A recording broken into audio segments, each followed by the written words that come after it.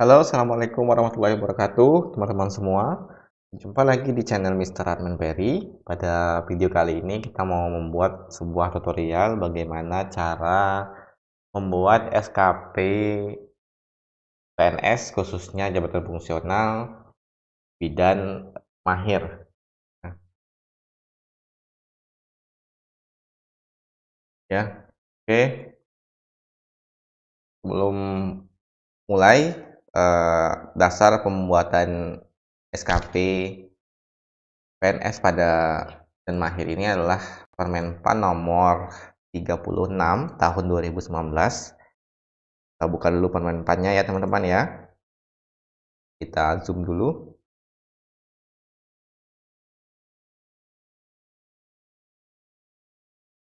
Ya, di sini adalah Permenpan nomor 36 tahun 2019 tentang jabatan fungsional bidan ya. Baik itu bidan dengan pendidikan D3, S1, S2 atau 3 ya.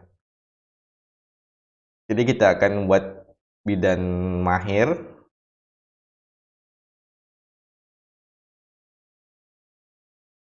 Bidan mahir itu adalah bidang pendidikan D3 dengan golongan 3A dan 3B ya teman ya.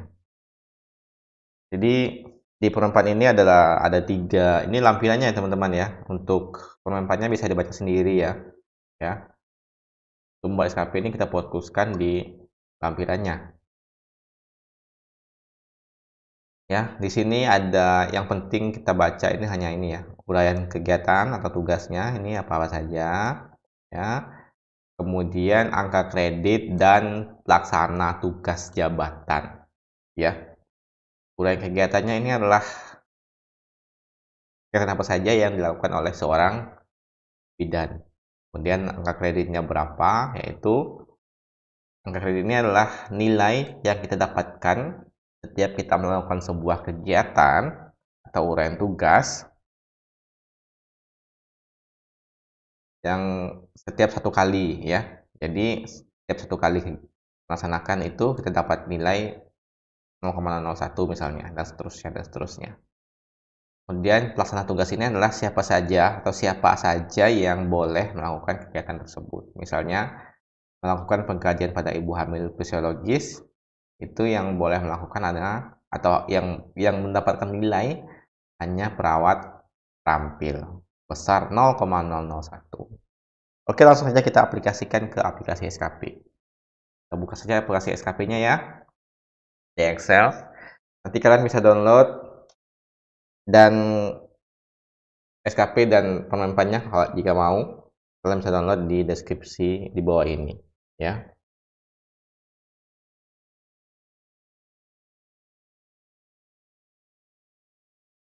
Ini adalah aplikasi SKP-nya teman-teman ya. Ini SKP terdiri dari 3 tab atau 3 lembar ya. SKP, tab SKP, pengukuran dan tab penilaian akhirnya ya teman-teman ya. Kita buka tab SKP dulu. Tab SKP ini berisi tentang perencanaan atau target kita yang dibuat di awal tahun ya, yang berisi tentang target dan perencanaan yang akan kita lakukan dalam 1 tahun ke depan atau 12 bulan ke depan atau dengan jangka waktu tertentu ya. Oke, kita langsung saja. Di sini kita isikan dulu ya. Nama, NIP, pangkat dan golongan, kemudian jabatannya apa dan unit kerjanya apa. Kita isikan juga pejabat penilai kita ya. Nama, NIP, pangkat dan golongan, kemudian unit jabatan serta unit kerjanya apa. Ya, kita langsung saja ke kegiatan tugas jabatan yang nomor 1. Ya, ini kita ambil di sini ya, karena kita mau membuat SKP bidan mahir, maka kita cari pelaksana tugas yang bidan mahir. Di sini ada bidan mahir ya. Kita lihat Kegiatannya adalah melakukan pengkajian pada ibu hamil fisiologis. Kita masukkan di aplikasi SKP, kita copy aja. Kemudian ini dia ya, melakukan pengkajian pada ibu hamil fisiologis dengan nilai 0,003 ya. Kita copy kan di sini ya. Kemudian kuantitasnya adalah target kita dalam setahun 720 ya. Boleh saja kita ini tidak baku ya, kuantitasnya itu tergantung kalian, kondisi kalian di mana, di tempat kerja kalian bagaimana ya, pasiennya berapa, berbeda-beda ya, kadang lebih banyak, kadang lebih sedikit, kadang sama ya, berapa satuannya berapa kali ya, terus 20 kali ya. Kemudian kualitasnya berapa, 100% ya, kualitasnya adalah 100%, ini targetnya ya. Di kualitas ini maksudnya adalah nilai ya atau tingkat kebenaran dari suatu pekerjaan ya. Kemudian waktunya berapa, 12 bulan ya, itu nomor satu. Kemudian angka kreditnya ini dapatnya dari mana? Dapatnya adalah dari kuantitas dikalikan dengan satu angka kredit per satuan angka kreditnya, itu 0,003. Jadi 720 kali 0,003 yaitu 2,16 ya. Ini otomatis itu rumusnya ya, tinggal masukkan kuantitas dan angka kredit. Nomor satu, nomor dua ya, nomor dua ini ada kegiatan nomor 2 ya, 2 sampai 10 itu sama cara melakukannya ya, sama cara melakukannya, sama dikopikan saja ya, Anda pilih saja di sini tadi di tempat tadi ya, seperti ini. Melakukan pemeriksaan laboratorium pada ibu sebelum hamil, ibu hamil, ibu bersalin, dan ibu nipas, itu 0,002, dan kopikan aja di sini ya. Ini dan kreditnya juga kalian kopikan. Yang ini merencanakan asuhan kebidanan pada kasus fisiologi sesuai timbulan ya, 0,001. Kemudian memfasilitasi informed choice dan atau informed consent pada kasus dengan penyulit atau patologis atau penyakit penyerta.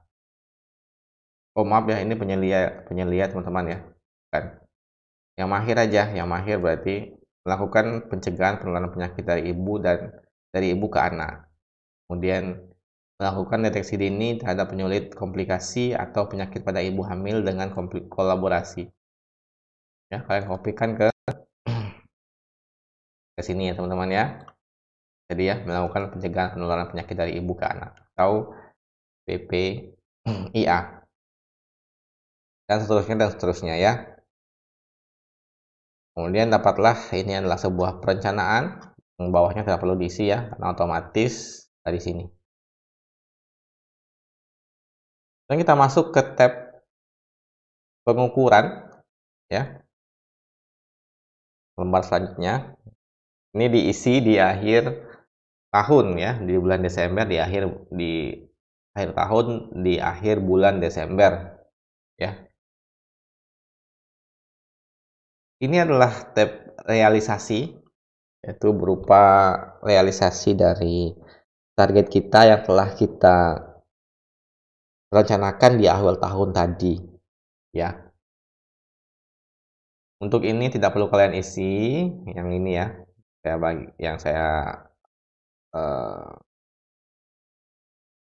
saya arsir ini ya, saya blok ini ya.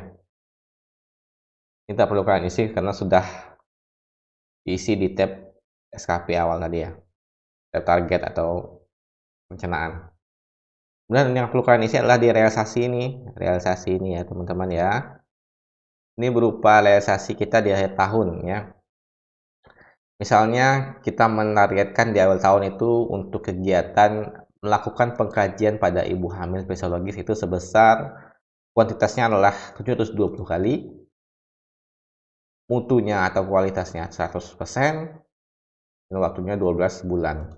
Kita lihat di akhir tahun apakah itu mencapai target atau tidak. Ternyata di akhir tahun itu untuk kuantitasnya ternyata tidak mencapai target ya.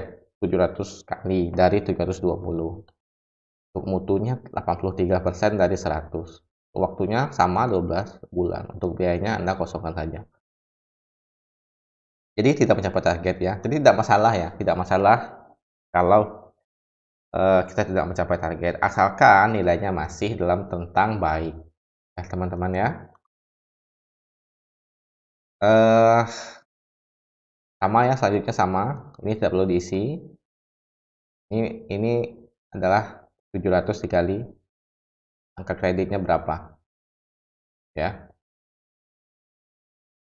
Sama di bawahnya, jika mencapai target kalian isi, jika tidak isilah yang real ya teman-teman ya. Juga kualitasnya juga istilah yang real ya.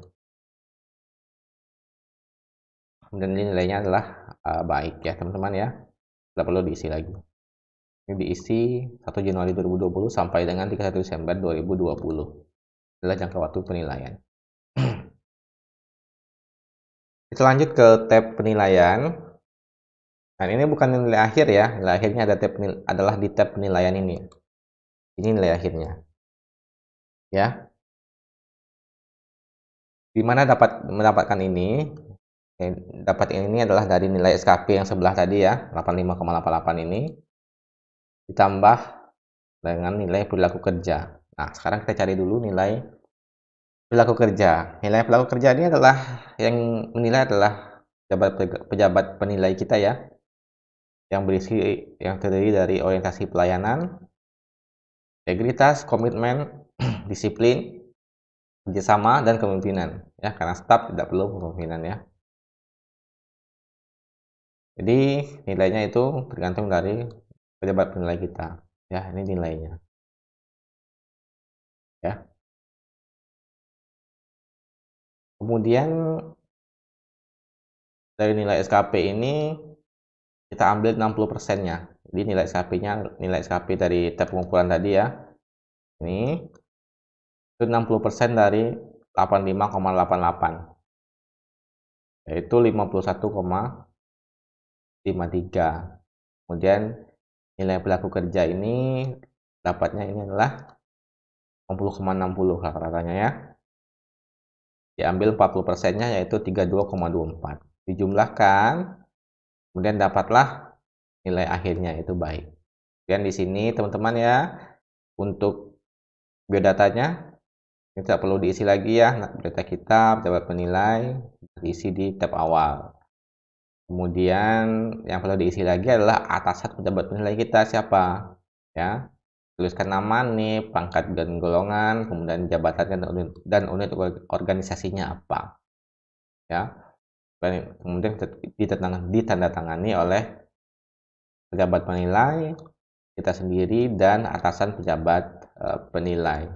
Oke teman-teman, itu saja cara membuat SKP untuk pegawai negeri sipil, khususnya jabatan bidan akhir ya, yang pendidikan D3, golongan 3A dan 3B. Oke teman-teman, terima kasih telah menonton. Subscribe, like jika video ini bermanfaat, komen jika ada pertanyaan di bawah ini. Terima kasih. Assalamualaikum warahmatullahi wabarakatuh.